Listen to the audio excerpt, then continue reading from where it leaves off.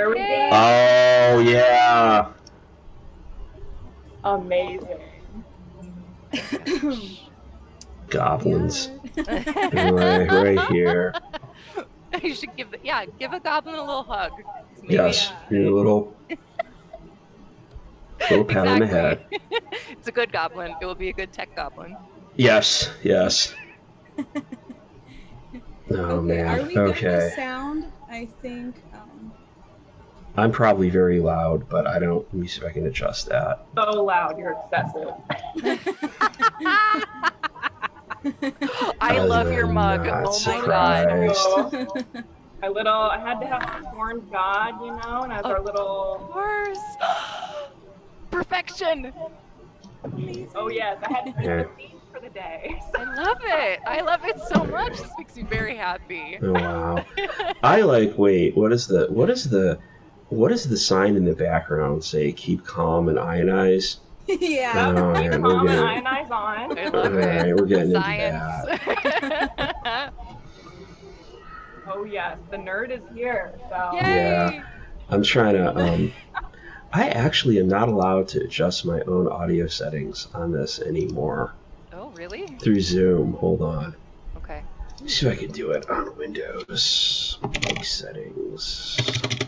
I don't know why I'm always so loud. I do have some technical goblins of my own that I have had to deal with on audio stuff because I have like multiple audio devices on this thing, and yeah, I don't know. I'm trying to be cool, but your own personal. So because I saw Stardog be like, you cut it down a couple, so now I'm trying to modulate. I'm gonna get excited and blast. Of course you are. I think as long as you lay off that keyboard, it'll be okay. Because that's the thing that really is thundering. We'll tell you to simmer down. Well, of course. And again, I respect that you are harnessing that power. Harnessing the master power on that. Exactly. All right. Well. All right. Well, we should get this started. Yeah, it's 1 o'clock by me. It's 2 o'clock. I will mute myself and turn off my video. I'm very excited for this. This is gonna be. That's that's an immediate anxiety thing. So this is the Tech and the Paranormal panel, and I'm Jayson. I am Sonoisia, aka Shirts Cobain on the Twitter. And unlike many of our guests that are really firmly established in the community, I am dipped out for a while and then kind of dipped back into things. I am Mera. I don't know, kind of new.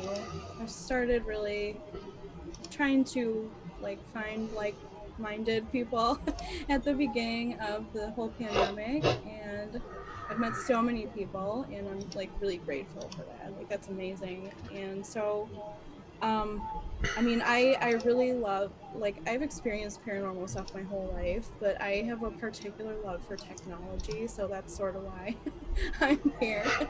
And sort of too, just how can we hack reality? What are we actually doing? What could this all be? It's that sort of thing. And I'm Adler Cooper. My name is Maggie Cooper, but I go by Adler on most social media if you find me. They asked me here because I'm a nerd. I'm kind of on the outskirts of the paranormal. I've been interested in the paranormal since I was a little kid with the Indra Told Mothman case, my first introduction. And so I've always been to the paranormal, but I'm not really in it. Again, like everybody's saying, with the pandemic, that sort of allowed me to get really weird, sort of in isolation, especially starting graduate school. I started grad school last year, working toward my PhD in physical chemistry. So I don't know a ton about the paranormal, and I'm a baby chemist. But, that's what I have to offer. So. Yes, your scientific expertise.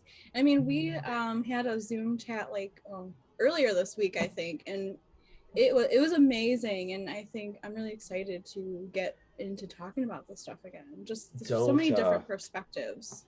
don't let Adler sell themselves short, because they're the real scientist here, and Yeah. that's a thing. And so starting off on this discussion, where this started for me was, since the pandemic, I've been home, and I've really been, trying to avoid going out, trying to avoid doing stuff. And I started building electronics projects, and I started building I actually just wanted to learn to solder to fix something, and then I ended up, this was like a really basic Elenco AM radio you can buy on Amazon or kind of anywhere. Started building stuff and got really into it, and then I had a realization of, I'm building this stuff. You can just kind of get the parts and get the soldering iron and put it together and kind of hope it works, but to understand it is another level. Then I had kind of a second realization, because I love gadgets, and since I talked about dipping in and kind of dipping out of the like paranormal world, I would say like early, like mid 2000s, I kind of just stopped paying attention. And when I dipped back in, it's like now there are whole markets of gadgets that have become staples for paranormal investigators, and it's mostly ghost people, but I do see, there is bleed over to other areas. And I believe we have like a really short PowerPoint on that. Do you want me to share that? Try to do the screen share, or do you got it? Yeah, if you've got it up. The author, wait, you made it, right? I made it, yeah. Okay. I can bring this up if you want, or you got it. I know I sent it to everybody.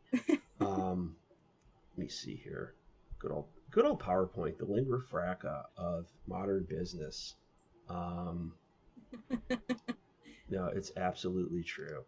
So I am going to share my screen here really quick, and common tools that we've seen. And the thing I want to emphasize on these is some of the specs on them. When we look through, and you don't have to memorize these, but I want to say, let's look at this. So here's, I actually have this. Ghost Stop is one of the companies I mentioned that they make their own stuff, they resell, they have a lot of stuff. Okay, so here's the EMF range, high resolutions between 0 to 20 milligauss plus, and frequency range, it looks like between 5 hertz and 1 megahertz. And it's like, does that mean anything to any of you? Like, some of you it might. I know it does probably to Adler, doesn't, but this is kind of what started to get to me in my larger point. Again, here's I have this thing too. This is pretty handy. This is a little easier to understand, because it's like, we know AM, FM. Some of us may still even listen to terrestrial radio. We have a sweep rate, which is just how fast. We know what a ghost box is now. Everybody's seen them. We're all familiar with the Estes method. That stuff is everywhere. It's another thing. And then this thing, I see the Newkirks have one of these, the EDI Plus. And this thing's really expensive. It's like $300, but you can see why, because look at all the stuff it does. And I kind of want this. This is like inflames my lust for gadgetry, and and also orange is my favorite color. So, but we've got we've got all the EMF frequency down to 3 milligauss, down to 11 milligauss. We got vibration sensors. We got temperature sensors. We've got humidity sensors. We got pressure sensors. I don't know anything about atmospheric pressure. I have no idea what HPA is, but look at the range of that. That's going to be good, right? And then we have all of this other stuff, like the Kinect cameras are still out there. We have UV lights. We have it was supposed to be IR, and so you can tell these slides are 45 minutes old. So. We'll just leave it at that. Don't expose our secrets. I'm not exposing. This whole conference is about. This is professional. Honesty and radical transparency. We've got the REM pod. We got the Ghost Augustine, which is another company that does this. Has the portal amplifier device, which is, I think, some amp, like some effects pedals stuffed in a box with with a speaker and some other stuff, and of course like the ubiquitous voice recorder. So we've have established that there's like an entire industry of stuff out there that we are all sort of buying, taking out, you know, and we have beeps and boops. We have Yep. lots of stuff that we're getting on voice recorders. Do we know what any of it means? Or And where it's coming from, or how it's getting there, or and that's kind of what started to get me, because as I myself am looking at building gizmos, trying to understand gizmos, I suddenly find myself going like, is this like a folkloric practice? Like when if you tuned in last night and saw Liminal Earth, and it was like the it was Liminal amazing. Earth crew knows their stuff. Like they as far as being like naturalists and being plant people, and I'm just like, man, I am into this. Um, why don't we like this with our tech? Like we're out there going around with our all these meters and stuff, and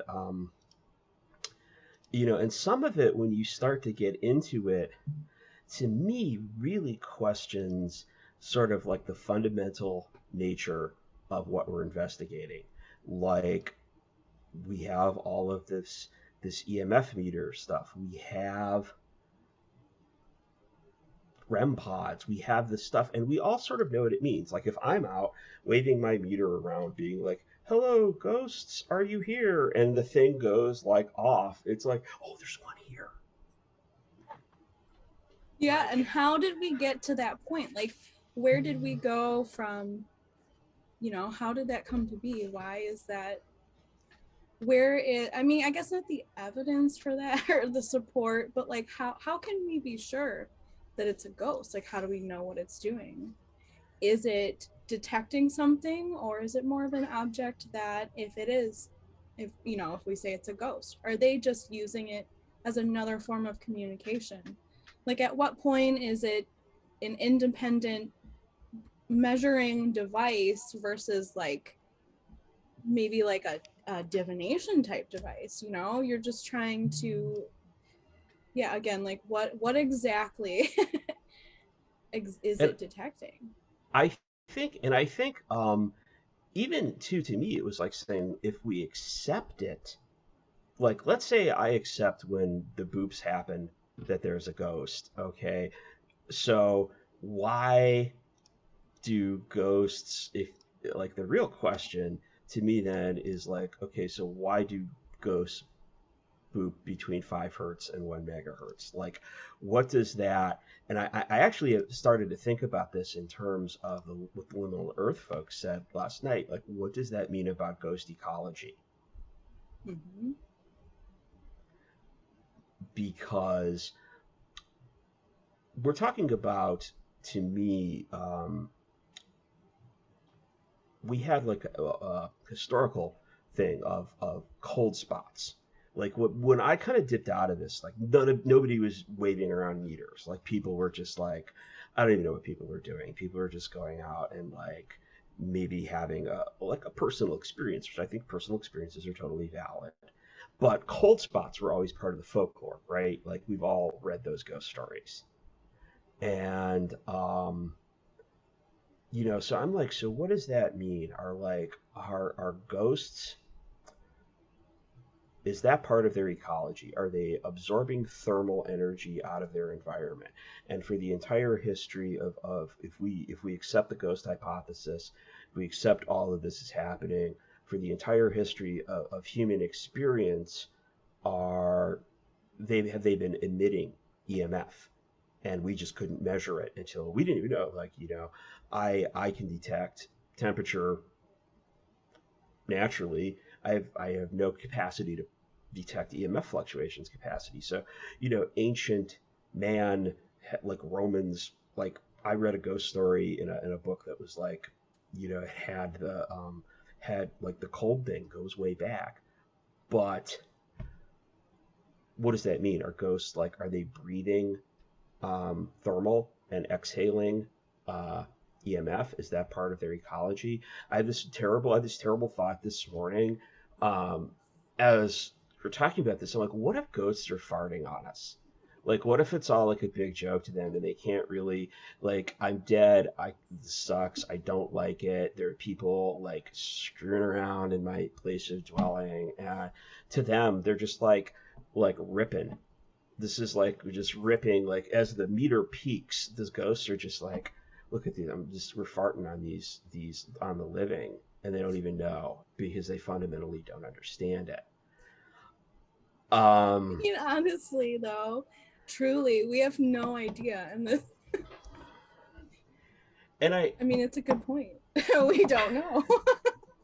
I'm sorry, I didn't Good mean point. I had to take it to ghost farts. I'm sorry. That was just like No, the whole point too is that we gotta have fun with this stuff. So I mean, it could be ghost farts. No one knows.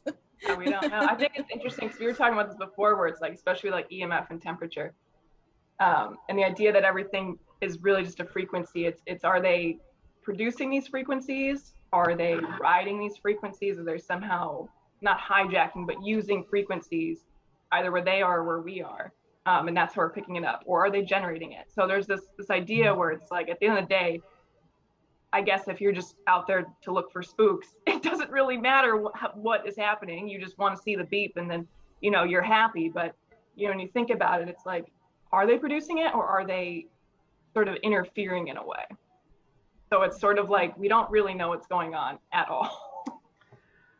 and I don't think and I think to me that's just like a lack of focus. Like I think for the fun aspect of it, like going on an investigation, I think if you go on an investigation and you're respectful and you're like, I have this dingus and can you make my dingus beep?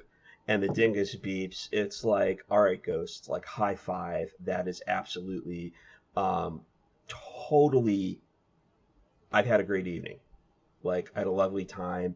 Thank you. And that, but when we're kind of like we've kind of just now are taking it as a thing. It's like I am in spooky location. Like I'm in the sanitarium. I'm in like Waverly Hills, and I'm down there like, can you make my stuff beep? And it's like, oh man, we're getting beeps, we're getting boops, stuff is lighting up. Um, Exactly. the last well and the last investigation I saw like this, yeah, we've never, Vesta says we do we have a baseline reading on being human? No. um do do we know what else in the environment produces frequencies that are registering, like whether natural phenomena or you know man-made? Like, do we know what, like if I'm like, well, I've got like 30 hertz on milligauss or like whatever milligauss on this, like what does that really mean? And it's just like,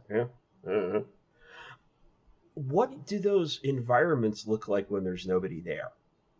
Yes, that's a really good question. And because it could be picking up, what if we, the people who are holding this device, are actually creating this? What if that's us communicating with the device and not anything external? We're not sure. And then too, is this another thing where maybe it's like, where was the decision, like, this is a ghost? Like, who decided that? Like, how did that sort of come to be? Is it more like, what was first? Was that an entity using the device, or was it we decided that it was? Like, and that sort of thing too is what. That's really interesting. We emailed Dan Aykroyd about that on Thursday night. We've not heard back. And I bring that up. Now, I know we have a wide range of ages in here, but I hope a lot of folks have seen Ghostbusters. And if you remember, the Ghostbusters guys had the PKE meter, but in the fictional universe of that movie, they'd actually quantified the ghost energy. They were like, it's definitely a ghost. Like we have uh, these, middle-aged dudes have quantified this. This is the most important discovery in physics, but also kind of funny because they're paranormal. This is like the most realistic part of that because it's about the paranormal. They lose their funding. It's like, and but that was such a like a potent to me like iconic thing. Like I actually had a buddy of mine ask me to build him one. He's like, could you just like make the things go up on one of those EMF meters? And I'm like, I could, but then I'd have to figure out a way to shield the sensors from the motor because the motors are putting out, but like, yeah, I Yeah. can't. I actually was trying to figure it out. The earliest I saw somebody list like the EMF thing in a ghost hunter, we like get you ghost hunter equipment in was in 2008 in an article. Okay, And so they had, and I think that would definitely be like Ghost Hunters, the show, the era of okay, that where they were doing that. I think they were sort of probably a big part of bringing all the shows because it was really the paranormal shows were really big around that time. You know, so is this another case too of how art, movies, comics, books, all of that seem to discuss things that are like strange things that are happening in the time around the same time that they're happening. um so it's like, what is it? does art influence life or is life influencing art on that? It's really for us was hard to try to find. That was like it's Yeah. been like figuring out where the EMF meter thing came from is still a chicken and egg thing that I Yes, know we're like, no, I mean exactly. No, it's we're looking 100% right. into it, but I feel like the other thing um for me was like the farther I got into this, the farther I got into building devices, the more I'm like questioning the results that people get. And I think for me, like I shared in the DMs this really dumb cartoon uh, of this guy that was like his granddaughter is asking him why hummingbirds hum, and he's like, bad noise reducing capacitors. It's a very like ham radio, like audiophile type joke. But some of this stuff, if you're trying to like understand circuits and understand the principle of it, then you're really questioning like what's going on. Like I'll give you a really, to me, the other thing that was like glaring for this was the infamous, what is it, the DR60, the Panasonic, that goes like, what are those going for? Like 2,000 to 3,000 bucks on eBay. Yeah. Because that's the one. Why is it the one? Like an electrical engineer should be able to look at that, like look at the circuit diagram, look at the components they spec'd out for it, and come up with some answer as to why you're getting more like EVP phenomena, if that's what you're getting, if that's what it really is. Nobody, it's kind of, but it's kind of like that thing has become, I view that as sort of like a really like kind of in that folkloric sense, it's like now it is like the potent ritual tool that if you can like quest and find the DR60 and have it, it's like it's kind of like having the cryptozoologist bucket hat. It like Yeah. it's like you pull out the DR60 that's like, behold, my legitimacy is conferred upon. Yeah, you reminded me I'm not even legitimate over here. Oh gosh. There we go. Oh my god. Oh yes. Well, you have the picture you sent in has that. Oh but yeah, I mean, you have to know I'm a professional. Oh, that's amazing.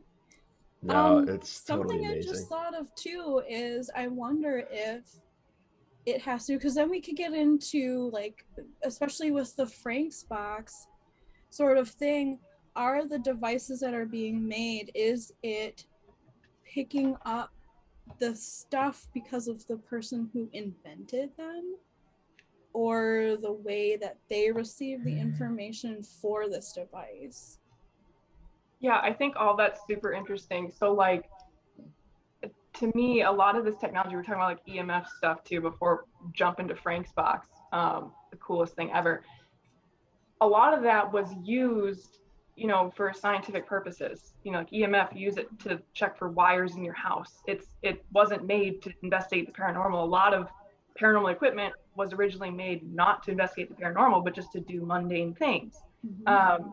And so just by using this, some people noticed there were anomalies, you know, potentially. I don't know how everything started, but, you know, I started noticing weird things. And it's like, okay, well, maybe I can start using this to look at this weird thing. Or like, if you have paranormal experience in your house, you might say, well, this helped me to, like, this seems to match up, right? And then as you start to learn more and more about these things, you start to understand less and less. Sort of going off of what Jayson was saying, like, as you get into it, you realize you really have no idea what's going on. That's true of everything. Mm-hmm.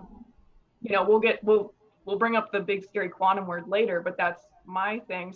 I'm a chemist who studies quantum mechanics, and the more I study about quantum mechanics, the less I know. Right? It's just like, oh no.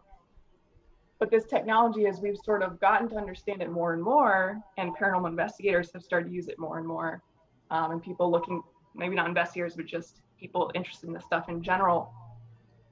To me, is this technology, are we able to tune it to sort of access different parts of this phenomena, which I think Liminal Earth was talking, like, oh, it was beautiful, talking all about that, where this phenomena isn't just this big blob, but there's different aspects to it. And we were talking about this, where there's nuance. And so to me, like, the Frank's box is an example of just like a sweeping radio. It's just a radio. Frank, who he says was under the influence of extraterrestrials, ultra-terrestrials, he changed it. And so maybe it's different because he's the one who built it, right? We don't really know why it's different. But it has been adjusted to where it might be easier to access that aspect of the phenomenon, right? Where it's still a sweeping radio, but he knew enough about it to build it slightly differently in order to access more, to make it easier for them to come through, or for us to analyze something a little bit differently. And so the tools have gotten more and more refined as we've sort of investigated these different parts of it. And so maybe the EMF will come up with different fancy little EMFs or something. But I just think that's an interesting point, especially with Frank's box, where it's like, yeah, this started off as just a radio, and then we just swept through the stations and we noticed some weird stuff. Don't know what it is, but weird stuff. And then Frank, you know, has these other boxes that seem to do something a little differently. So just an interesting little thing.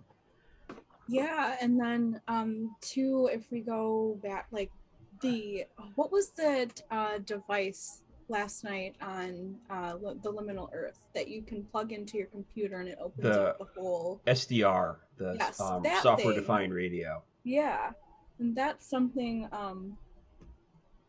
just sort of going, so let me think, what am I trying to say?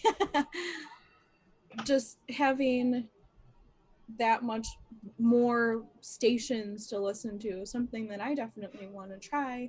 I do a lot of research and stuff with the Spirit Box, and I've been trying different stuff. Like, I put it through an amp, and I seem to hear a lot more. I actually just did an investigation a couple weekends ago at an asylum near where I live, and so that was good. It was nice to see it was led by other investigators to see what kind of tools they're still using. Still the same stuff, the EMF detectors, the REM pods.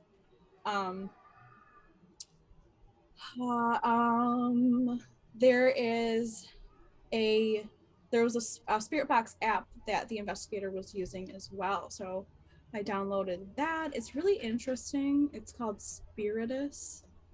And I'm not 100% sure how that works exactly. It seemed like I'm so used to listening to the spirit box doing the Estes method and hearing like the between each thing. So it was weird because this app cuts, it just has words, and I'm wondering, you know, how much am I missing here? I sat outside for a couple minutes last week and plugged in my box and used the app at the same time, and they seem to be connected. So it's something I want to continue doing because it was a lot like, whoa, coming in at once, something to refine. But and then sorry, go ahead. No, go ahead. I was just gonna talk about the experiment that we did where we connected your box. Which, do you have that with you? I have. Well, it's the one I had in the PowerPoint. It is the Ghost Stop S box that's AM/FM sweep, and it's got an SD card in it, and you can record everything right into the SD card on it. We did that one, my SB7, and then an app, and it all seemed to work. It seemed like we were connecting to the same stuff, and at one point you and I were on it, and it said something like there's it's sunny but there's water, and it's like the man on Venus or something, 20 in the vehicle. And we kept going, and it was the same thing. And I was like, that was really fascinating. So I really love doing that kind of stuff. We have a question. What do we think of just using white noise instead of radio transmissions? I have never done that, but I'm going to have to do that now. That's a great suggestion. I don't know if either of you have done that before. No, but to two things that Katie said. One, I do know that the like everybody does say that, like the Frank's boxes have something extra, and the rational part of me that builds stuff wants to be like, there's a little bit, I sort of get this. If you're a professional weirdo, you kind of have to, like, you always have to have a little like something extra, but it's like, I want, like, open up the Frank's box, take pictures. Like, I want to take my multimeter and measure, you know, capacitance and stuff, and see what Frank used in there, and see if there's any, to me, sort of like rational explanation for differences. Because I do know on, if you get into, I also got into the audio stuff a little bit too, building some stuff, and a lot of the audio, if you different like synths and things, they're like, if you pull these diodes and get diodes with the different that let a different amount of electricity pass through, the sound changes. So was Frank innovating there, or is it like something beyond? The one other thing that's really interesting, I read, I think it's called Outside the Box. It's Frank's authorized biography earlier this year. Kind of goes to what Katie said. Frank didn't ask questions. He just let the box, he would turn the box on and just listen and get stuff. So, and he was also working towards the end of his life. I really couldn't find out what happened to any of this on white noise through TV static, like a video. Like, he was looking for some kind of emerging communication, and kind of doing like Frank's box with terrestrial TV. Now, all of that is gone now. It's off the air. Like, those frequencies got reallocated to other stuff. But I think it might work. I think it really might. It's definitely kind of makes me want to, like, I want to check that out. Yeah, I've done the white noise thing before. Like, I've just listened to white noise because I live by myself, so I can't really do like Estes or anything. I just listen to my SB7, or I'll listen to white noise. And to me, that's interesting because almost where I've gotten with the spirit box and with white noise, and my friend and I have done this in the woods, and she feels the same way. It feels more like a way to access a meditative state. And so where that technology, it's like, sure, you get a voice across there, but then it's like, is this your subconscious where nothing's really there? But this is just, you're allowing yourself through technology to sort of suspend your disbelief for a second, and allow these sort of messages to come through where you're like, oh, it's the technology, I can hear it, but it's not really coming through audibly. And so I've used white noise and I've heard things. You know, like when you do Gansfeld, like you use white noise and you typically will see things come through. And it's like, are you actually, like, is this actually something going on, or is this subconscious? And so to me, white noise allows you to access more of a subconscious meditative state with this sort of front that it's technological. And so it allows somebody, especially, you know, a scientist, someone like me, where if you put me in there and I didn't believe what you were saying, and I experienced something of like, okay, but this is technology, so I trust it more, right? And so it's a way, I think, to allow you to enter that sort of headspace, even though maybe it's not the white noise that's generating it. It's just allowing you to get into a meditative state. Yeah, and that's like interesting too.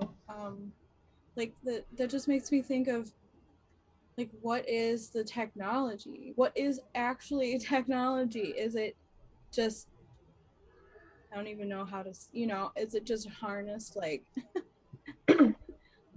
Well, I think that we were talking last night about that, of like technology and like, what is it? And Jayson says it perfectly. It's a lens. And so, you know, like I was just like, I got obsessed with that because to me, it truly is a lens. Any of this technology that we talk about, you know, it's kind of, to me, how some people need glasses, right? Because like the world is blurry. And so people, I always think, because I'm in the scientific community, I'm full of people who are just like, I know everything. And it's like, you do not, you simply have an ego. You know, the world is blurry to them when you talk about something like paranormal, or really any kind of big question that you have. And so the world is blurry. And like with glasses, you put that on, it's a lens. It doesn't tell you this is right, this is wrong. It just shows you, it's like, well, that's just a tree. You can decide what you think about the tree, but now you can finally see it. It's all in focus and it's pretty. And I think technology, especially in the idea of the paranormal, is much like that, how Jayson's saying it's a lens through which we look at this thing, whatever it is that you're looking at, where it allows you to focus in on this thing. And it doesn't tell you whether it truly is paranormal or whether it's not paranormal. It just gives you this clear picture of what's going on. Where when your device starts beeping and going off, or you start hearing something come through the spirit box, or, you know, what have you, you know, and it's not saying that is a ghost, that is Bigfoot, you know, that is this thing. It's just saying, okay, this is what's happening in the world around you. And now it's up to you to decide sort of what to do. You know, so yeah, like you can feel it, and now we just have a different way of actually seeing it in more of a concrete way, I suppose. Yeah. I mean, but like, what? Nothing's really like, what is reality? We could really get down into that. Exactly. And so, like, exactly, and that's what I'm saying, is like the lens is like a focus, and so it doesn't allow you to decide. Like, it provides clarity and that you can finally see everything, but it doesn't give you meaning. No, it's right? Just that's all this technology does. It doesn't provide you the meaning behind the thing. It just says, here it is. Like, you can see it now. What do you think? Yeah, like another step to the next step, I guess. Like, keep going. Here you go. Next. Yeah. Use this. Like, now you see it. Do you want to refine it? Do you want to keep digging down this rabbit hole, or are you good? Do you feel like to you there's a logical explanation and you're gonna, you know, back out of this, and that's fine too. So one of the things with that, I think too, though, is the more I study science, the more it makes me wonder about the results I'm getting utilizing technology in paranormal investigation. So one of the other things that was like kind of newish to me when I got back to this was the REM pod, which is sort of like the best like layman's explanation for that thing I've been able to find is it is generating a field, and it's kind of like, you know how we have photoelectric sensors like on alarms and systems. This is kind of like the radio. This is in the radio frequency instead of in the like visual or IR spectrum part of it. But then I read the circuit was basically a theremin. Everybody, I don't know how familiar we are with theremins, but that's like the wee. Zeppelin used it, Beach Boys used it. It's the instrument you don't touch. But so I'm reading that and I'm going like, well, actually, like I want to build one of these. There are kits out there. I built one. I'm like, how does this work? Because you could just it's kind of like if you put all the pieces together, and don't fry anything by applying too much heat and put power to it, it will work. But it's like, why does it work? Reading about how the principle works, I'm like, part of this is the theremin player, when I am in the field it's putting out, I am the ground, because I'm standing, I am the ground for this electrically. So does that mean if a REM pod goes off, if we accept it is a ghost, does that mean ghosts are grounded? Like ghosts are like part of an electrical circuit that obeys some laws of some of the laws of physics that we know. That's the stuff where I'm like, I want everybody like to go and like, I want everybody to learn like basic electronics before they go back out on their next investigation. But it's like, that is what's really, but it's like I know it's kind of like, by the way, I don't know what a REM pod costs, but you can get the theremin kit for like $80 and like an Arduino shield on the back for the open theremin. Like, some of this stuff is easy, just to be like, whatever. And I would also rather just set up a theremin and invite ghosts to jam if they can. I don't want to be like, set up a REM pod and be like, see if anything's creeping up. I'd be like, just like, let's set this up and be like, let's have a jam. good time. Again, we're back to the theme of like having fun with it. I think almost, the liminal earth thing too was saying that have fun with it. So, yeah, it's not all serious business. Like, come jam out. Yeah, go play in the strange. Can you imagine also if you were someone who had passed away, if we're, going again with the whole thing about that being a spirit, and you liked music, wouldn't you want to play an instrument? Like, I think that would be an amazing time. Personally, I'd play the theremin and be like, oh yeah, someone's not asking me to knock, like, shit. Or to me, like, if you're talking to ultra terrestrials, like I know like Greg and Dana have Harlow, the space vampire. I know Mera, you and I had the man from Venus. Yeah. We haven't done a set group session since then. I have to see if that character comes back. I know. I want to do like a larger session. I want to. I also want to. I ask them. I'd be like, what is like? Give me your like, lay down your funkiest space vampire beat for me. I don't even want to like everybody talks. I'm like, let's party. Like, we're gonna jam. But stuff too, like, I see Fire Moon 42, who I know is Stardog, and they're talking about this, the most important any piece of equipment, consistent, reliable power supply. Inconsistent power, you want that perfect, I know this is like, you want like a perfect sine wave on your power supply coming in, because if it's not, the results, like the audio, whatever it is going to be different. Like, there's so many variables in that stuff that I feel like if we're only satisfied with having personal experiences, I don't think we need to mess with this. I think you go out and just do whatever. But to me, I don't know. I'm just driven to be like, what does it mean? Are the ghosts farting? I need to know if the ghosts are farting on me or not. Like, that's really just like, because I might stay home if I could prove that. And it's be like, whatever, whatever. That's not my thing. Ghost gas. Ghost gas. Oh no! Oh, we need a travel channel on it. That'll be. I'm sure Vanessa is working on this as we speak. But I want to talk about the batteries now. I'm so sorry. I can't stop laughing about it. No, it's fine. The breezes you feel when you investigate. That's a fart. That's not. It is. It's like is there an open window? Nah, it's ghost every gas. time. It's like the cold, chill breeze is actually ghost razzing you. But crop dusting ghost. Forget crop circles. Okay. That's okay. That's I don't tell people what I do. It's like, what do you do? I mean, I have a day job, but in my spare time, I study ghost farts. I'm attempting to build sensors to determine that or not. That was actually my thing the other day. I saw somebody SparkFun had an IoT module that had a duding skeleton on it. I was like, I'm not going to buy this because I don't have an IoT project in mind. And then I was like, actually, that's what we need. I need little sensors I can leave in places like Waverly that will just be like, does the entity walk down the hall every day at 6 o'clock, whether I'm there or not, being like, yo, you around? You want to jam on theremin? Not today. Got it. Would it beep? But I tell you the other one. Now, this is where I had a convergence of three things that I learned over my pandemic staying at home. That this is where I'm gonna make Adler shatter reality here in a moment. Oh, no. A few moments. It's coming because we talked about this before. Let me talk about batteries. Okay, because this is a thing that got me like so hard laying in bed one night when the three things clicked.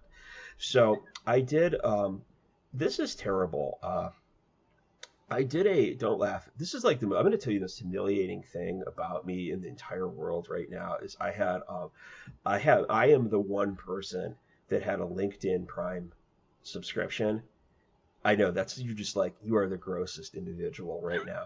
But there's a guy, engineer on there named Baron Stone, who I wish I had a name that was cool because everybody would know my name was Baron Stone multiple times a day if that was my name. Did a real, again for me, like Adler's the real scientist. I could have been a scientist in like 1100. I was really good at science up until about 8th grade. And then when Barbie said math is hard, I actually agree with that. And it's terrible because my mother is a mathematician. Very hard to deal with. I digress. Baron Stone is explaining electricity in really simple layman's terms. And he is talking about batteries. And he is talking about how batteries convert chemical energy into electrical energy. So there's, things are the stuff in the battery is having a chemical reaction, and electrons are and they're coming out of the battery, out of the two poles of the battery into our devices, powering our gadgets. Okay. So that was one thing. I was like, okay, well, that's good to know. Like we had to do some math on some of the stuff to pass the course, and I had to do it like 5 times before I got it right, to get the right amount of resistance, recalculating resistance to do stuff in a circuit. So the other thing that happened to me is before the pandemic, I didn't really care about Bigfoot that much, and for some reason during the pandemic, I got deep into Bigfoot stuff. Like I have consumed almost every Bigfoot documentary that is available on streaming. The Hat comes out, and if you go down the Bigfoot rabbit hole far enough, like I'm just gonna be, yes, you have the book where the footprints end. Okay, it's right here. once you're like, it's not a mammal. No. No, there'd be like there'd be huge turds. I'm sorry. Like, that's just a fact of life. I This grew up is in the like country. an ecology tool. No, it's an ecology thing, investigation okay? tool. Again, okay. You get down into the Bigfoot stuff. You get into Josh Cushion's books, where the footprints end. Also, the guy that did the Sierra Sounds recordings wrote a book a few years ago called The Quantum Bigfoot, which is a little bit, I know, like, I can see you laughing because it's very, it's like quantum is one of those great words that's just like, it means like, I don't know what's happening, but I'm going to slap a veneer science on it. But and then you won't ask me about it. Yeah. But this dude, like the Sierra Sounds guy, was basically talking about how, he has weird Bigfoot stuff. And then I was thinking, this is weird Bigfoot stuff, ghost stuff, UFO stuff. Everybody that goes out with their gadgets has power loss. Everybody, that's another modern archetypal folkloric like experience that you go out and I'm like, I'm gonna get evidence, like this is gonna be the thing, and like your camera dies or the recorder dies or whatever dies. I So I'm mean, the sitting. last panel that kept cutting out, and we're Oh, that talking was about. no, that was Jack's CIA agent, and just we got away with things for like 5 minutes while that guy was getting coffee. Like that whole thing where before it cut out was just his agent walking to the Keurig in the office, putting a pot in, getting a cup, walking back, and be like, "Oh, they're back on it again," and he's just like flicking the switch like this, just like, you know. Um, that's all that was. That's totally mundane explanation. Um, so I kind of know how batteries work. I know that there's a chemical reaction. I know that electrons are flowing out. I know how electricity works. This is on the on the sixth grade science level. So I'm laying in bed one night. I'm like, what is the phenomena doing to our batteries? Okay, are they are they just kind of like squishing the electrons? Is somebody just being like, when you pinch off a hose, just be like, no electrons are coming out of this? Are they halting the chemical reaction inside the battery? Are they discharging the battery all at once? Because that would be, I feel like maybe not, because we'd have heat, when everybody is like talking about the like, I bought the really bootleg battery from Amazon that I know I shouldn't have got, and then like it exploded. That to me is like, if the battery discharges, that it's got to go somewhere, or somebody, is it getting pulled into the next dimension. But Right. it also made me think of Dean Radin. And I read Dean Radin's book, Real Magic, too. And Dean Radin has done classic parapsychology experiments. People, we don't know the mechanism of it. And then I was just like, what if I could telekinetically control an electron?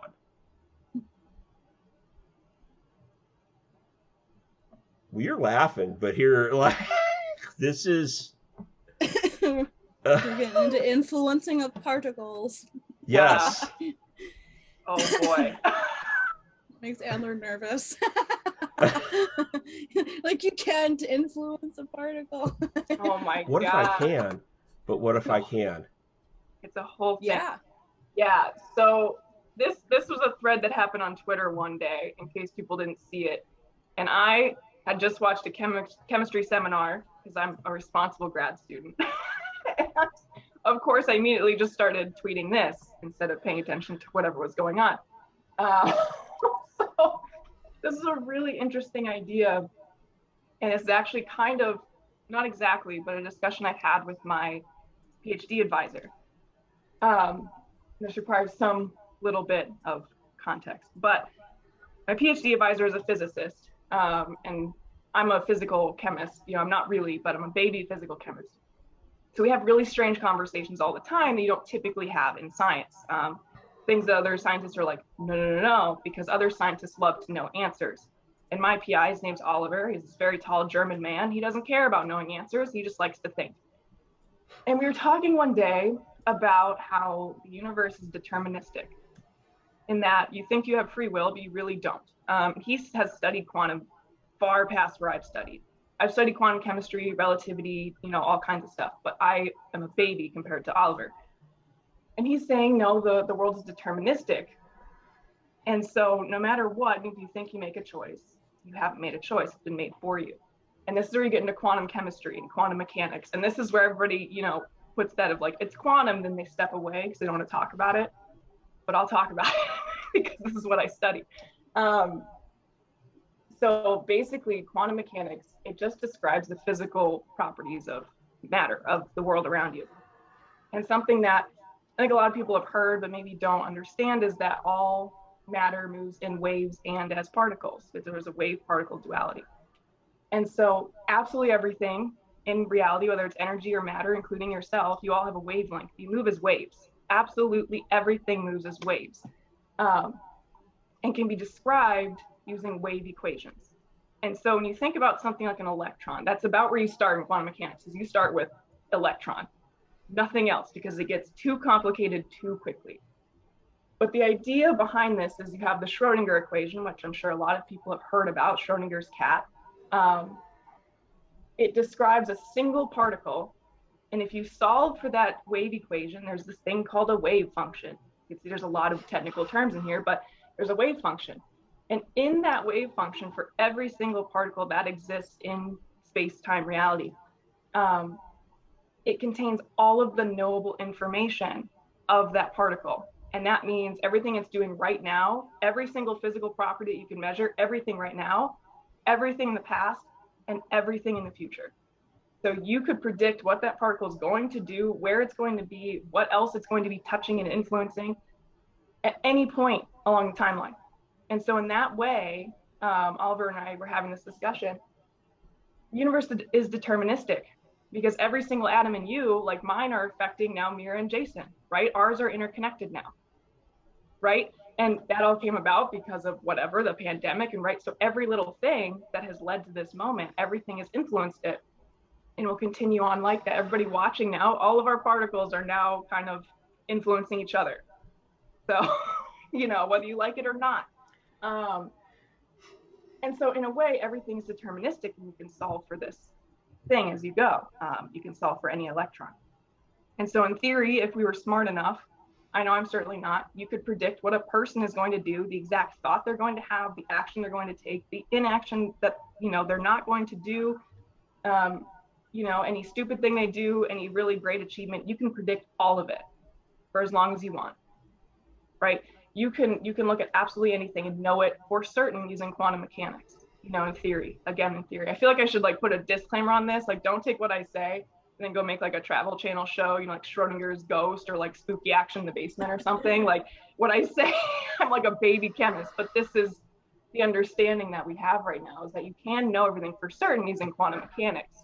But when you think about this battery thing that Jayson's talking about as he's dying in the corner. I'm sorry. Spooky Action in the Basement coming in 2023 on the Travel Channel. That's another shirt. Continue on. That was just. Oh my gosh. But so when you think about this thing with the batteries, and I don't have an understanding of magic, but this is something Jayson was talking about when I talked about this, especially in this little Twitter thing that we were having. When you're talking about an electron, there's this idea, there's two options. One of them can be true, both of them cannot be true. Either it's deterministic, where that electron knew it was going to move, so you're sitting there and you're trying to influence this electron. It's like, well, I knew you were going to do that anyway, and so it just does it because it was supposed to happen anyway, and you just associate that you just did that, right? But it was meant to happen, right? It was supposed to happen anyway. So that's an option, and that's the scientific, we're like, yes, that's what happens. The other option, which is much stranger, which sort of has gotten me thinking for a very long time, this is what I've been talking to myself in the car on the way, you know, to go do science and stuff, is what if we were able to manipulate just one quantum state of a subatomic particle? Because if you were to just manipulate the spin of an electron, just that, if you were able to do that, that would have a massive butterfly effect. Now, it wouldn't necessarily look like suddenly you change the spin and then, you know, like a comet hits whatever, like the moon or something, right? It's not going to be something drastic, but something where you put an intention to this thing and you fundamentally changed your reality to get some result that you wanted, which Jayson was saying is sort of at the fundamentals of magic. Again, I have like no understanding of that because I only heard of magic in this like last year because I'm a nerd, but so there's this idea that if you could, using your mind, using intention, just change a single electron or even just one quark inside of like a proton or a neutron, right? Just one tiny little subatomic particle that could influence absolutely everything. Because like I said, now all my particles are tied to Mera, Jayson, everyone watching, everybody I've interacted with before this, you know, everything gets affected, absolutely everything. you are connected to absolutely every single thing that exists in this universe. You know, we truly are made of stars. You know, we all came from the Big Bang. So, and really before that. So, you know, there's this idea of like, if you could change one little subatomic particle, what does that mean?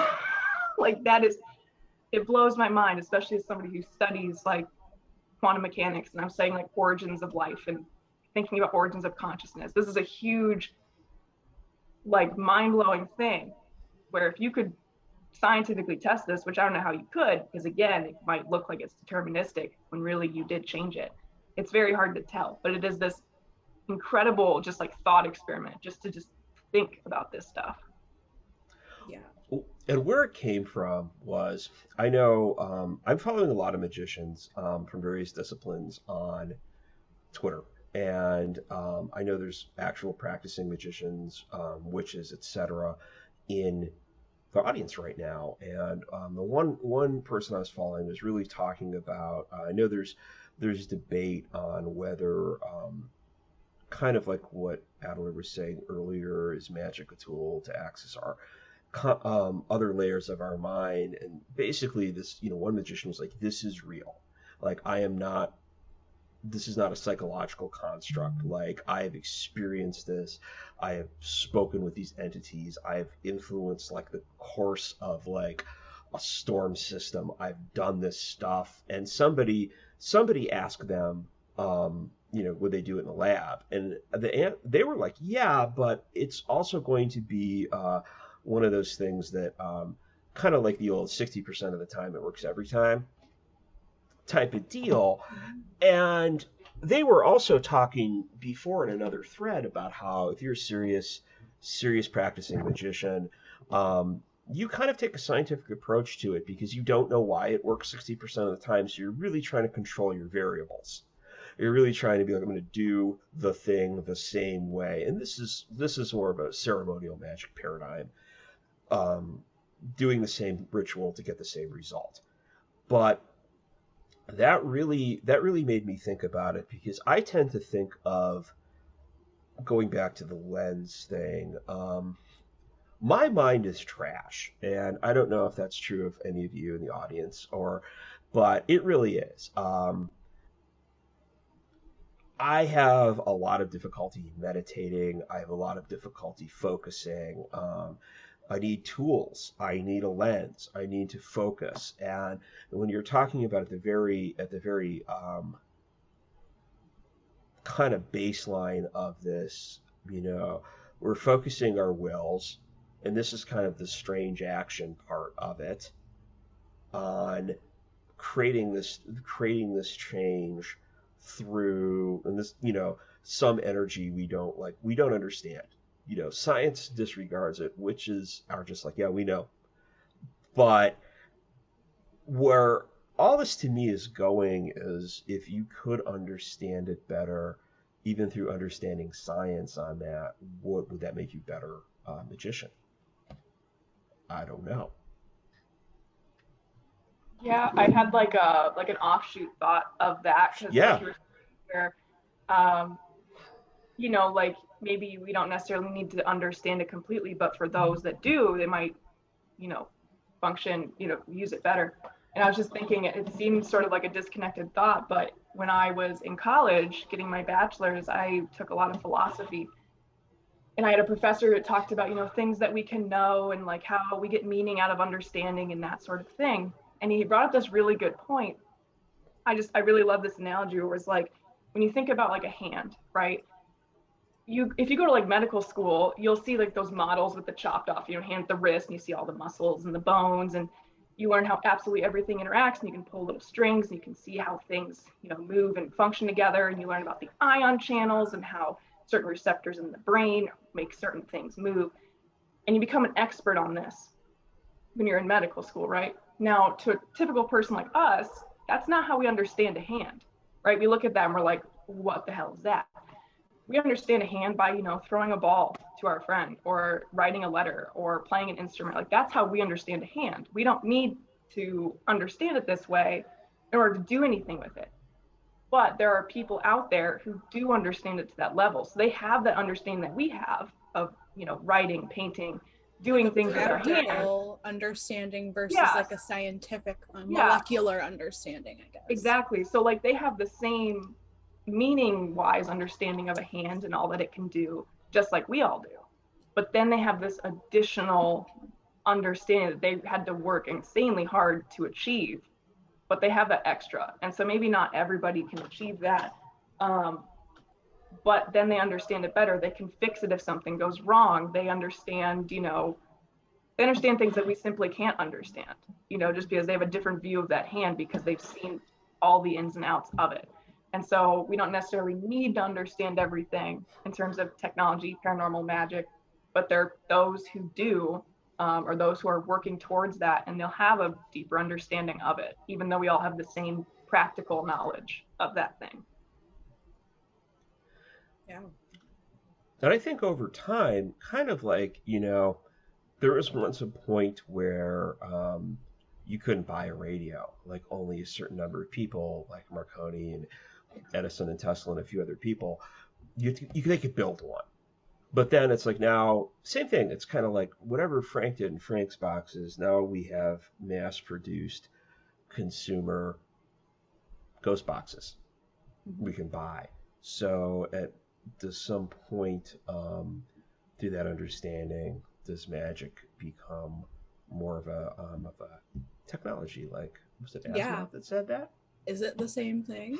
Like, that's another question that I know we were talking about, like with electricity and like feeling static, like you get the chills when you do investigations or anything. Pull tarot cards sometimes, you get the chills. Like, it's like, what does electricity have to do with all of it too? And again, the same with like the batteries dying and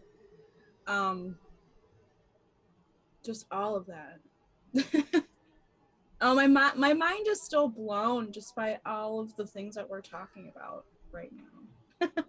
Just well, we also have to talk about the we're going to circle back to Frank's box, and talk about the quantum chemistry implications of what the Hellier crew might have been told, as everybody's trying to build new Frank's box.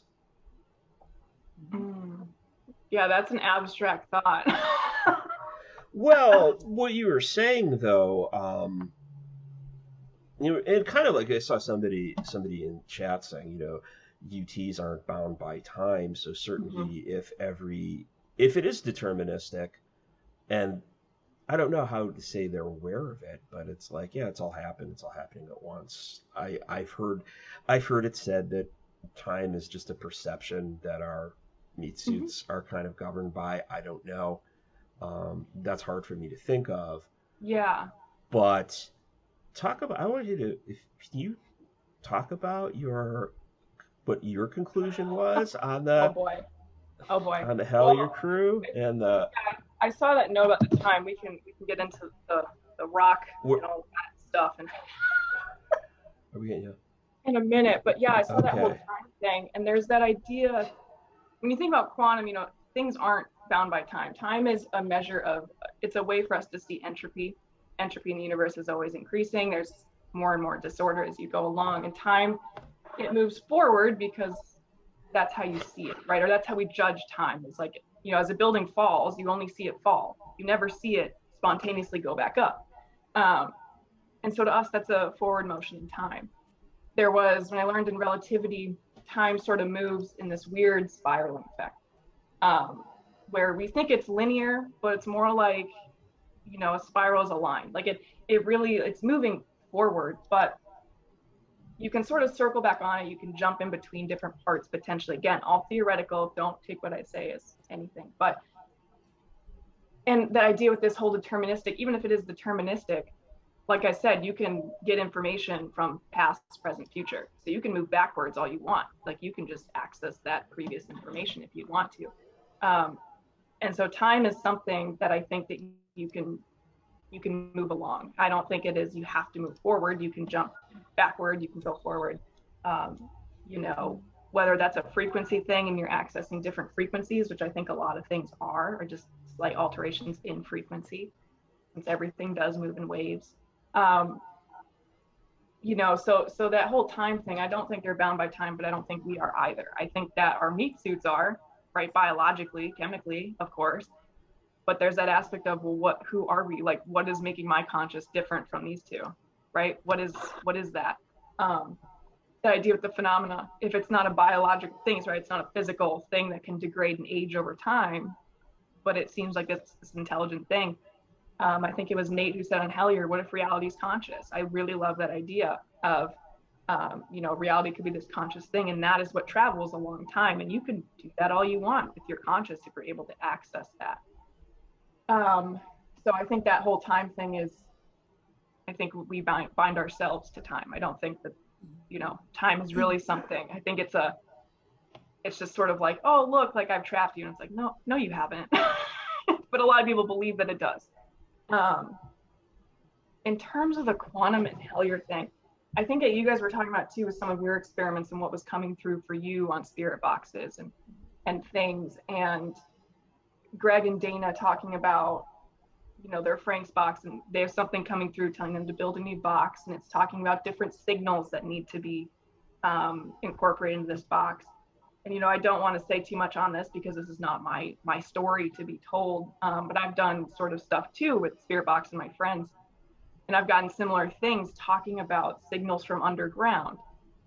And sort of what I have gotten from my own stuff and just seeing what other people have gotten, they seem to be similar in a way. Like, I'm not saying they're the same. It might not be the same story. It might just be a coincidence. You never know. But at least in my own experience in the woods with my friend, when we would do these spirit box sessions, you know, it would say like, there are memories underground. There are memories underground. And I thought that was very interesting because it's sort of like a reference to this. What I study in particular as a chemist, again, origin of life, but I'm studying the geochemical potential origins of life. And that all life on Earth probably started from rock-water interactions. Very simple reactions that happen at the bottom of the ocean. And so there's this idea to me, as I've thought about this more and more, that the real differentiating factor between something that is quote unquote inorganic and organic is not so much the chemistry, because the chemistry is the same. We don't have a good definition of what life is. There really isn't one. I'm trying to find one. There simply isn't one. That difference appears to be something more in line with consciousness, right? Some kind of concentrated energy where it's not physical, but it's this other thing that we don't understand, right? Like consciousness, I have no idea what it is. I don't have the first thoughts of what it is, but it seems to be intrinsically tied to what I study, and that the origin of living things seems to be tied to this origin of consciousness as well. And if that's true, again, these are things that are stored in waves. Reality moves in waves. Absolutely everything moves in waves, and those things can get recorded.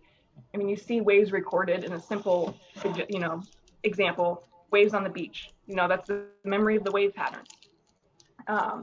You know, clouds in the sky, you can see the memories of waves on there.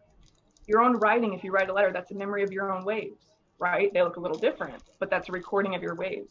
Fossils are another example of a memory of a wave, right? It's a dinosaur, one of the cooler waves, but you know, like it's a wave and it's a recording, it's a memory. And that goes down all the way to me to hydrogen. I like to think of, what does hydrogen remember? You know, I'd like to think of those as little entities. What is its memories? They're recorded in its wave functions. And through these weird experiments I've had and watching, you know, Greg and Dana's streams and hearing what other people have gotten from the Frank's box and saying that you need to pull the memories from underground. And you think about where this weird phenomenon happens, places like the Appalachian Mountains, the oldest mountain chains on Earth, you know, they're older than bones. They come from the bottom of the ocean. These places where life literally could have originated from. It could have been on the same rock as it's in those deep mountain caves. And you think about that, and to me, it's suggesting to pull the memory from those places, to pull it from those rocks, to play the memories that are in those actual physical stones. I don't know how you would do that, but to me, that's what has been coming through in my own experiments, it's like, yeah, play the memories from the rocks, like from underground, you know, from the beginning. Same here. Play let the noise out is like, let the noise out. Something that it said to me. It's like split it. So I don't know if there's a way to like split. How could we like split a rock per se? And that's the thing, is like it's the medium through which it's recorded, much like I was saying, you know, sand records waves and the clouds, you can see the waves. I don't know how you would pull those memories. Like, I don't know how to do that, but that's what it's asking for. And mine's been like, I want to hear myself back. We're like, that's like memories. Like, I want to hear myself back. Play it back. So, I just had a thought too of like, if you split, like, it just makes me think of splitting atoms. And so when you do that, like having to get a nuclear reaction or whatever, and we can get into their interest in nuclear stuff. Oh yeah. Is there like a sound that happens when that happens? I mean, I guess there would be, because anything can be a sound if it's a wave. Yeah. So splitting atoms is something else. Shooting any kind of atom into each other is something else. You know, they've created tiny little black holes in the particle accelerator doing that. Obviously, you create new, very unstable elements that have all sorts of very strange chemical properties. It only lasts for like a fraction of a second, but all of it's very, very interesting. I don't know. I really don't. I just think it's interesting that we all get the same sort of thing. And, you know, for me, it was very strange to pop into this conversation right when I'm starting this line of research. It's basically the same thing. And it's like, oh, look, maybe you can look at ghosts. You know, ghosts, the phenomena, whatever you want to call it. You know, watch me cite that in my PhD defense in a few years. And so, you know how they take waves and make it into pictures? That's like, I feel like that's television, right? Transferring frequency into a different frequency that we can observe more clearly. I wonder if we can take these waves, like these memories from the particles, and make them into a picture somehow and see like what. Yeah, it's like, how do you do that, right? Because it's to me, like, because it's my favorite thought experiment of, I'm one of those scientists of a growing number that don't believe the Big Bang was the origin. I think there was something before that. And, you know, we're all born of hydrogen. And I have this idea, it's like, well, there's a memory implanted in that wave function I was talking about earlier of the hydrogen atoms themselves. And if you could learn how to play that as a memory, like you play a record, you could see the history from before, where we came from before. Like maybe we're in a black hole and that shows it ripping through space-time and creating the singularity that we now exist in or something, right? If we can play that memory from the wave function, quantum mechanics, like it really is just math, then, you know, what would we be able to see? And you could translate that signal into something visual or audible or something like that. I don't know how you do that because I'm simply not that smart. Well, we need to figure that out. But that's another kind of thing that I was thinking as you were discussing that. And apparently, if you accept all this, the UTs think that we can do this with like a $300 order from DigiKey. And just, you know, it's like, hold on, I'm going to really quickly fire up my circuit design program and get my credit card out and decode the history of all time. Right. No problem.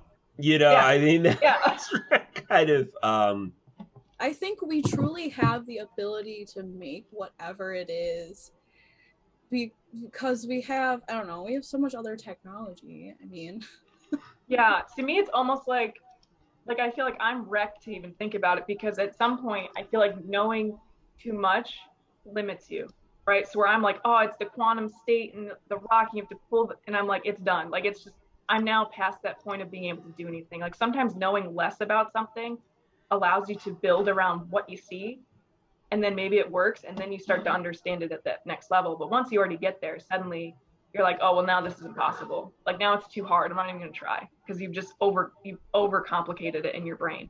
And so you cannot let yourself access the simpler solution. And there again, like we go back to the whole aspect where, like, look at it from the childhood way of thinking about it too. Yeah, well. I think that's super important. Like a lot of us had experiences as children, and we're like, that's just how the world is. Like, it's this fun, magical place. Like, I think one of my more significant paranormal experiences happened when I was a kid, and I had no reference for it until literally this year. And then it was like, now if I was back there, I'd be like, oh no, it's just whatever. Right? Like, it's sort of that like childlike wonder sense, I think, is important. Having fun with it, I think that's really important, because as soon as you take it too seriously, as soon as you overanalyze it, it's like, okay. And it's like, we want to analyze it, but not to the point where we're not having fun. You don't want to limit yourself.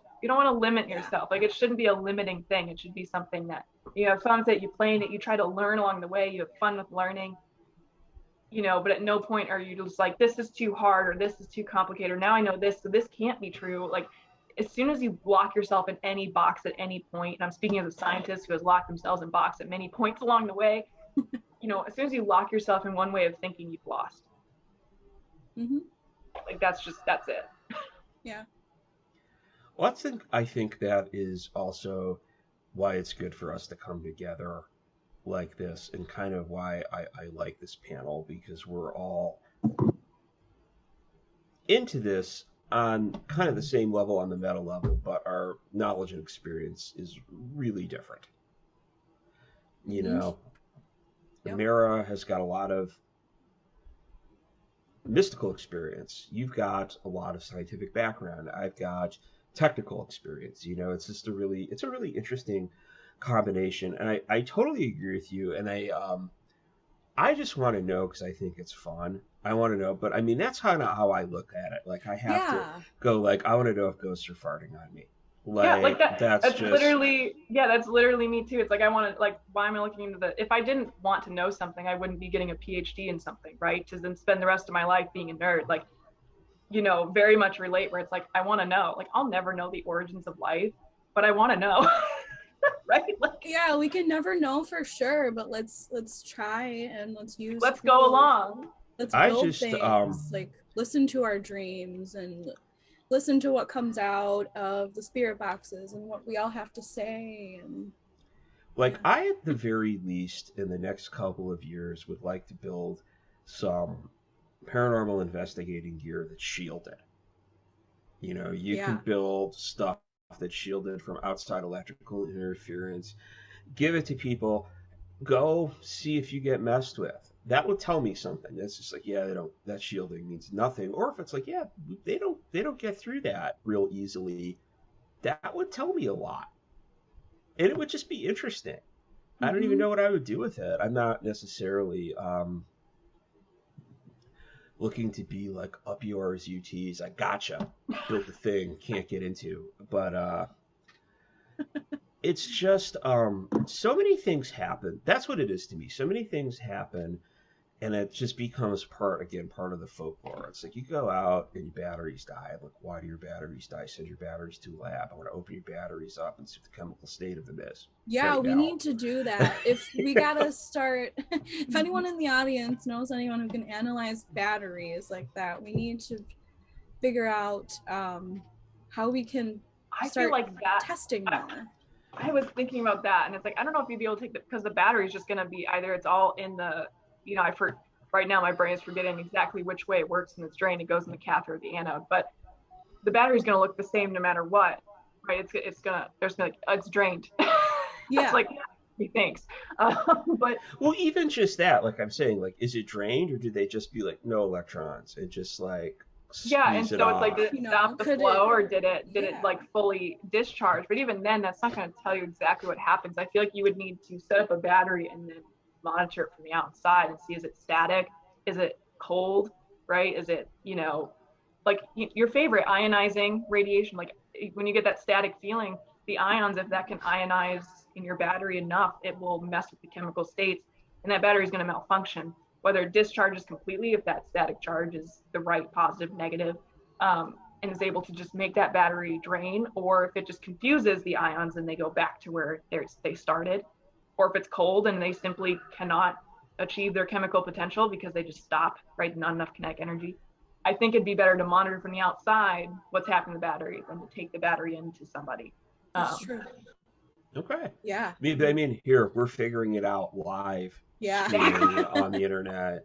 on the right way to do this, because I wish we could build something as a group, but each of us, you know, has to ask. We could all just do like a group investigation over Zoom. Everyone gets on some sort of spirit box, and everyone is designated a part that they need to provide. And we all need to put it together and see what happens. Oh my gosh. This would be really fun. Yeah. it would be. At the very least, we'd have something truly entertaining from it, even if it was just a very like Rube Goldberg apparatus. Honestly, it's gonna be something ridiculous. It's gonna be a vast practical joke, and it's gonna be the most incredible thing. And it's gonna like solve some, you know, world issue. You'd hope, or it's going to be a really imposing and just make strange noises. I'm saying it's gonna be like a whoopee cushion. Is really what they're gonna give us. I didn't want to. I feel like I didn't want to make the same joke over and over again, but that's what I just pictured something. This is really, rock farts. This is a very serious panel about not rock like, farts, ghost farts. It just Ghost gave us fart. the ability to Ghost smell the ghost farts. Just is like what it's really gonna be. some kind of like really Just feel imposing device, and it's like, all right, we're all collectively going to plug it in. It's got power. It's clean power, and you press the button and it farts, and it's just like they got us. They absolutely got us. That's just Exactly. I'd That's be all okay I would with that. Yeah. You know, like Harlow the vampire, maybe he'll come through and give us some weird. Well, that goes back to the thing. If it's like, again, to be fun, it's like, play me some vampire jazz from Saturn, buddy. I want to hear it. You got the theremin, you know, got the whole thing set up. We gotta start with the theremin, like for sure.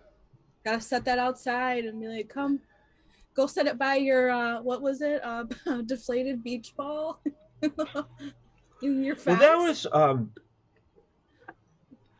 that was what Mera is talking about. Is, I know a lot of people, we are sort of still the echoes of Hellier have brought us together, and for me, I know a lot of people had balloon experiences, and I'm of two minds on that, because there's one part of me that's like, I didn't get a balloon because I didn't, and there's another part of me that's like, well, you know, those are pretty common. Like, just because you see them doesn't mean you're like initiated into the thing. You have there's like a kids party up the street that like in a balloon got loose, but I got a beach ball for some reason, and I don't live near the beach, so I love that. I had a beach ball right on the edge of my property. That's just like this deflated beach ball that I'm just like, what is that? It's like really colorful in the stuff. So Is it still there? yeah, it's still there. I love that. Yeah, see, I was very much the same. Where like I Yeah. saw balloons everywhere because like I used to pick up trash, you know, in the woods as people do, and I always found balloons. And then, of course, eventually found Hellier. Never saw balloons ever. Like even if I was looking for them, never ever saw them. And I was like you, I was like, okay, whatever. I don't get a balloon. I probably would just think it's trash anyway. And I remember there was one time where I had a string of weirdness. I've had very strange synchronicities over the past year. And one time I had this very, very strange dream, and I was like, whatever, I'm just going to go take a drive and just ignore all of that because it was too much. And I drove into the woods chaotically. And at one point, I had to turn around because I realized I'm in Tallahassee. I almost went up into Georgia, and it's like, I don't feel like going to Georgia today. And so I turned around. And when I turned around, I ended up at this stop sign, and I looked over, and there was a silver star balloon. And I was like, okay, whatever. It's a silver star. I'm like, whatever. It's in the middle of the woods. It was tied to somebody's fence. I was like, weird, but I was like, it's not a blue star. It's just a star, whatever. So then I drove to the next intersection. Again, I'm in the middle of the woods. There's nobody around. Like, this is the swamp town, USA, right? And I'm like an hour outside of Tallahassee. So there's just national forests and stuff. So I saw the silver star. I kind of laughed, and I was like, whatever. I drove up the road, and the next little thing, literally like 20 seconds up the road, I look over, and there was a sign, a little like politician sign sort of deal. It was ripped at the corner, and the name that was left was Adler. My name I isn't remember Adler. talking about this. Yeah, so my name isn't Adler. Like, that's my online thing. It's not my name. Like, you know, it's a future middle name, but that's not my name. You know, like, only internet friends know me by that. It's not something I think about super often, but it was like I saw his balloon. I was like, okay, funny, after this weird dream. And it was like, okay, fine. And then just stop. And it's like, no, here's your name in the middle of the woods right after you saw a star balloon. It was like, this is ridiculous. And, you know, of course, I didn't see one for a very long time. The next time I saw balloons, you know, I was going to visit another friend who I'd met through Hellier, Celeste. If any of you follow her on social media, I was going to pick up some kitties to babysit, and there were like 20 blue star balloons right on the highway before I got on, and it was like, that's dumb. You know, like, I'm on the right path. Yeah, and then like literally, like I never have blue star balloons, and I had one. The Savannah Paracon was supposed to happen a few weeks ago, right?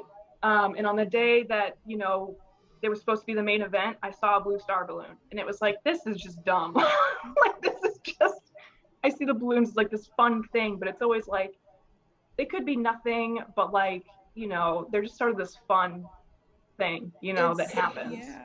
If it gets your attention, I always just, you know, think about it. Yeah. I'll tell you my fun one that was weird. I have a lot of dreams where I am in a reality that's a lot like the reality that I think exists, but just more so or something. One of the places I go to the mall in my dreams, some of you are like, wow, exciting. It's the same mall. In the mall, there's a store that sells old electronics. It's like a Radio Shack went out of business, and the guy that was like the local guy just bought it and kept it open forever. And I had a dream where I met a dream person. Nobody's come to me and ever been like, I went to the mall with this weird dream guy, and we went to this crappy electronics store. But I bought a radio in the store that was some kind of like remaindered, like, we wanted to capitalize on the X-Files type of thing. It was like, listen to secret broadcasts and number stations and stuff. But the funny thing about it was that the radio had a flashlight in it. And I'm like, okay, well, that's kind of neat. I had bought the little S-Box guy quite a while ago, and I never used it, and I was just kind of like, I don't know, I'm just not using this thing. Like, it's just not a thing. And then after I tweeted about that dream, because I do tweet about my dreams a lot. You know, I had a makeout session disrupted by the time elevator a couple nights back. That was really just like, what the heck. But when I had the first dream, and Mera was like, oh, I need to talk to you about this stuff. I got this out, and it has a flashlight on it. I'm sorry, that was really... What just happened with the video? That was it got a little too bright. I was just trying to turn the flashlight. But my actual radio... Oh my God, they're here. No. The CIA guys logged off. This is not interesting to them. Talk about quantum. They're not here no, for they're it. done. They're done. But I'd had this for a long time and never even realized it had the light on it. And then I was just like,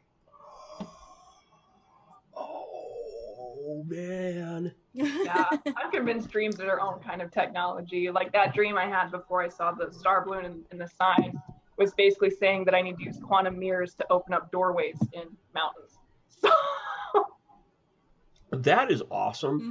That is like, I feel like there's an awesome, even if you don't do it, if your actual path diverges, you could become like a prog rock musician, and there's like an epic prog metal album about like quantum doorways in the mountains, like a concept thing. Oh my goodness. That could come out of that.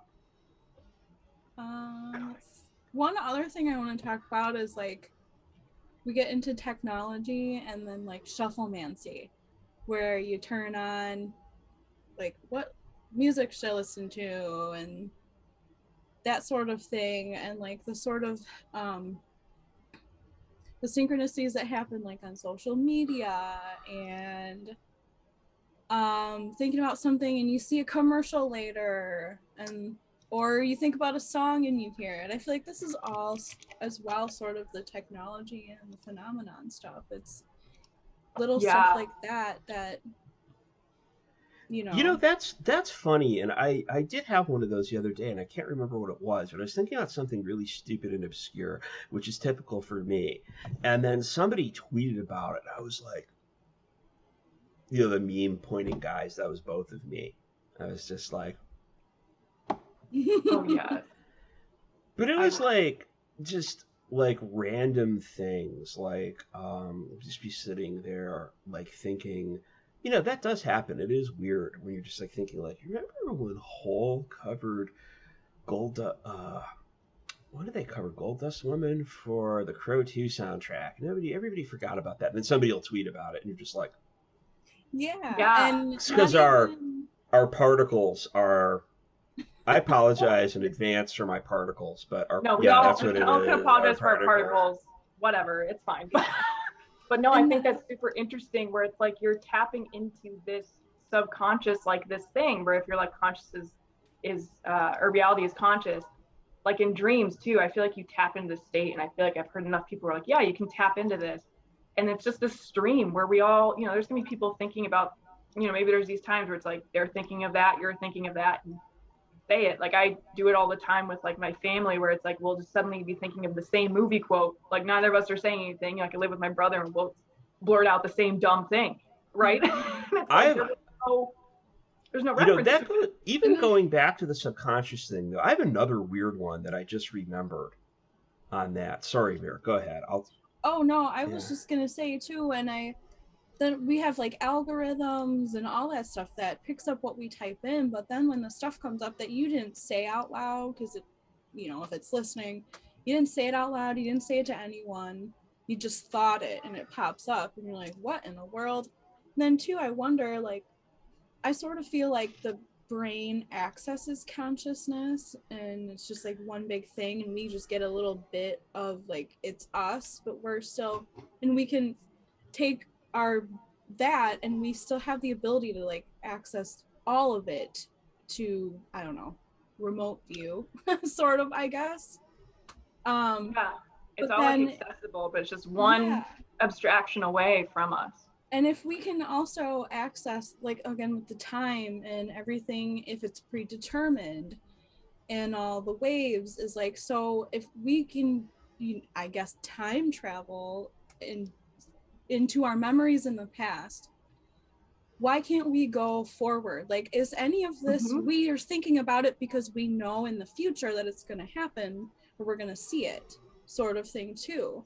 Yeah, like a retro causality. Yeah, like if we can pull things from the past, why can't we from the future? And I think because time is not as linear, and I really feel like this sort of thing does happen, if we, because I have dreams all the time where things will happen and it'll happen later, and it's like, so am I just know everything already that I'm gonna do forever. I'm just seeing it. Because I don't know if Kyle's still with us, but Kyle, I know, does hemisync a lot, and I got into doing hemisync, the Monroe Institute's audio stuff, and there's a bunch of hemisync stuff called Human Plus, and one of them is like you listen to this and then you get the answer that you need.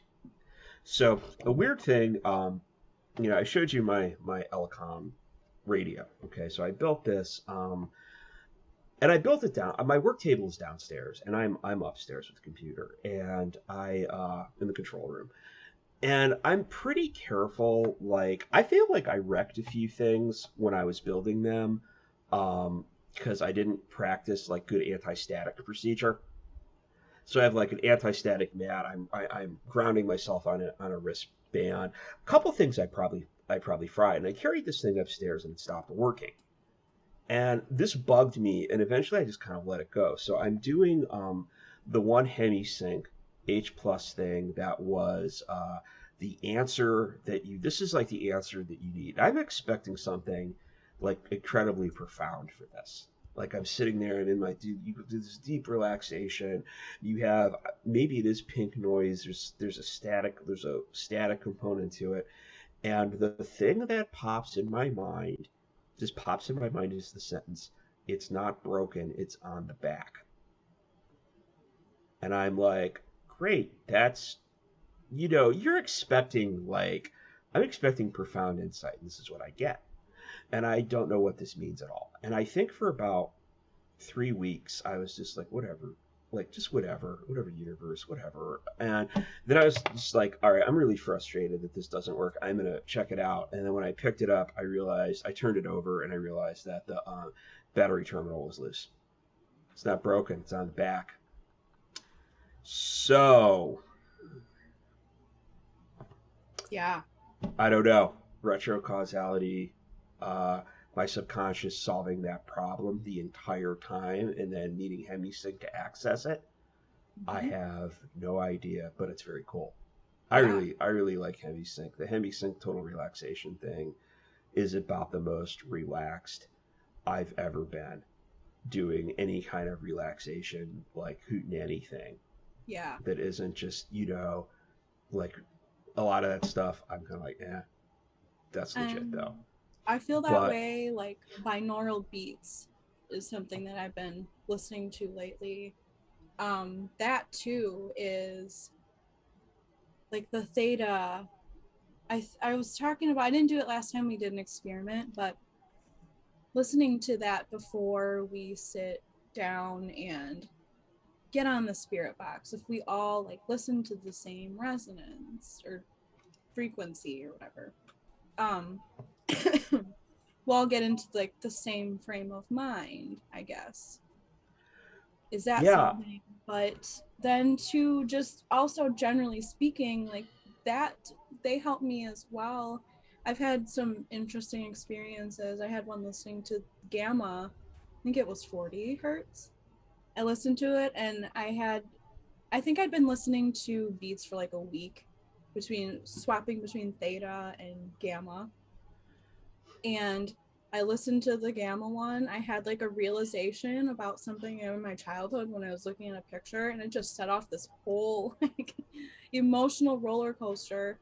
And as I would finally calm, the session like ended, and it was the most bizarre thing ever. So it's what is the technology doing? What can that, how can, I don't know how to say it.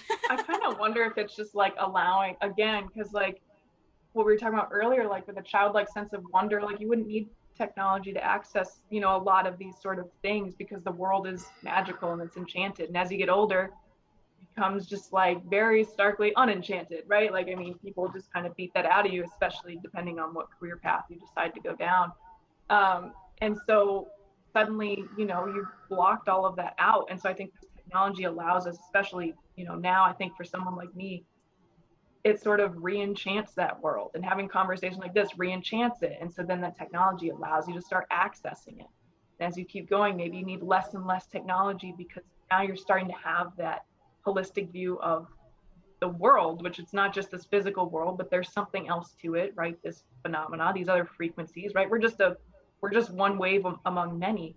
And so I think, if we can bring that wonder and that, sort of magic back into everything, we'd be able to access that. And so technology is the lens, the tool that allows the limiting parts of our brains that have been developed by society. It's the lens that allows us to look back into that and to, imagine what it would be like. And then through imagining, maybe we can actually enter back into that. Yeah, absolutely. Getting back to basics in the age of technology. So I'm going to say we got the 6-minute warning. We got a few minutes left to go. I'm going to try to sum this up. Let's learn about what our technology is a little bit. I have this this is like the level. I love this book. This is Getting Started in Electronics, and I like it because I don't know if you can see this, but all the electrons that are moving have little happy faces, and that's at the level I need to approach that stuff at.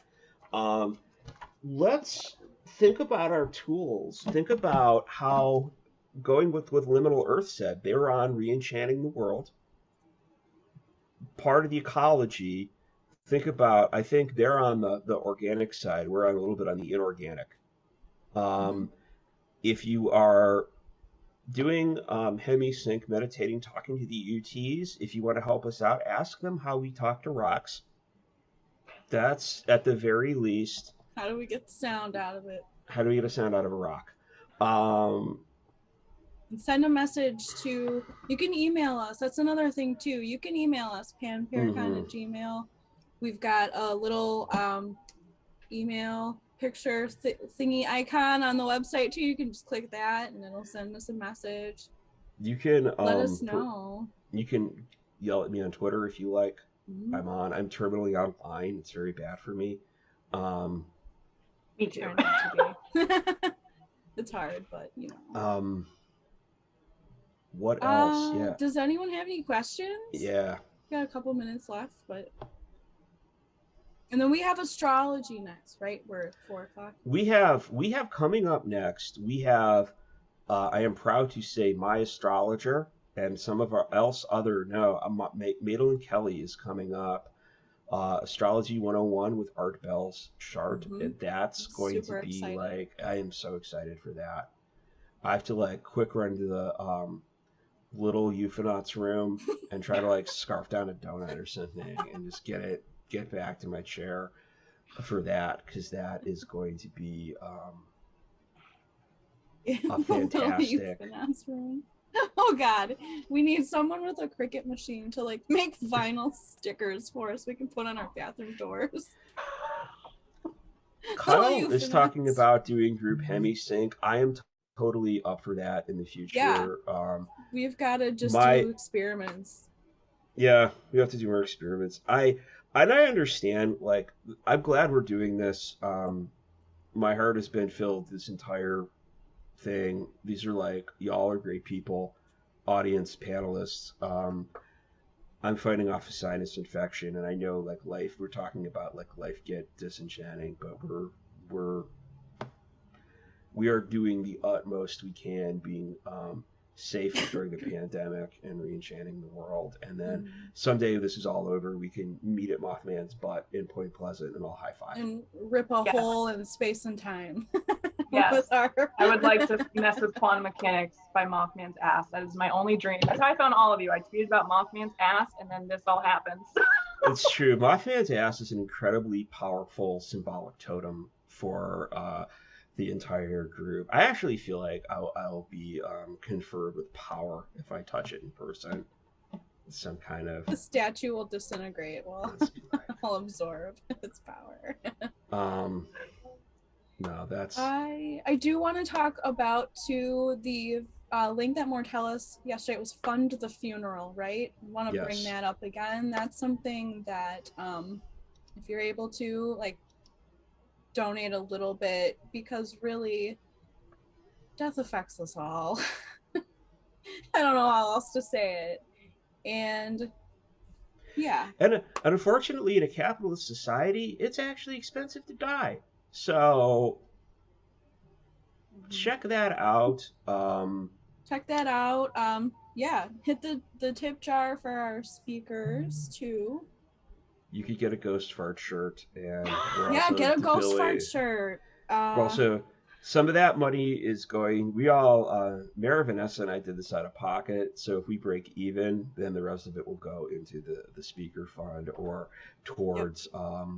So just charities, fund a funeral, whatever we're doing. We've done, remember Vanessa did Trans Lifeline with the Grundy shirts. So I kind of expected. Yeah, no, those are really good. I feel like that's it too. Everybody, if we make it to Mothman's ass, wear your Grundy Black Me shirt. That's like, get that done. You know. Only the cool kids have that shirt. Well, that's like, thanks. Yes. Isn't there a ghost fart shirt? There's a ghost fart shirt now up in the... I created one during your presentation. Oh, man. It says, "Are ghosts farting on us? We Ask need the a important questions. if we Paracon can have 2020. somebody that will do we need a bathroom sign that just says euphonauts too. I'm gonna work on that. That'd be cool. so This is great. a When I lot was little, of I literally told people I wanted to be a euphanaut when I grew up. So like, you want me an astronaut? I'm like, no, when you go somewhere else, you're a euphanaut. Yes. Amazing. totally. Oh, Yeah. Oh my gosh. Any questions from the group, or we all just? I have a lot. I've of just these seen a lot of things. love, which is Yeah. great. Which is amazing. all of these things, like yesterday's stuff was so like profound and informative that I was just up late thinking about it.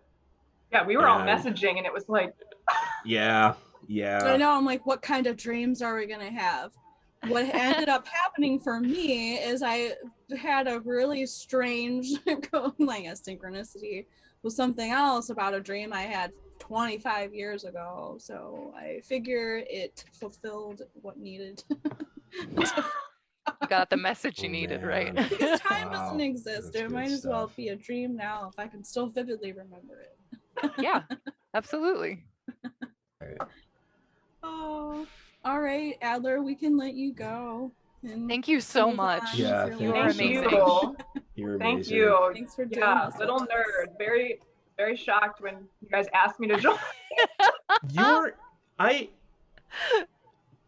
I'm not telling you how to look at yourself, but like to me, you are like a real scientist studying a fascinating aspect of the origin of the universe, and you are a legit cryptozoologist because you have the hat. So yeah, that you, confers authority. Prerequisite. So you, yeah. You Can we get belong. hats with stuff on it? Like Oh, a squirrel? I'll pop into my Teespring and see gosh. if I can But- have hats for us. Adler, you are like legit, and I value your voice and contribution on the Twitter in general, and especially coming onto this panel. Mhm. Absolutely, it's just I like appreciate you all. You've made my Yes. life weird and wonderful, and helped me survive the pandemic. So Yay. I appreciate it greatly. everybody that comes to this gets one free serotonin per like. Just keep them coming. The longer you stay with us, the more you get. Free serotonin. I need it. It's just endorphins. No, it's I pretty do. great. I have 5 now, and it's great. It's like the most I've had in like a year and a half.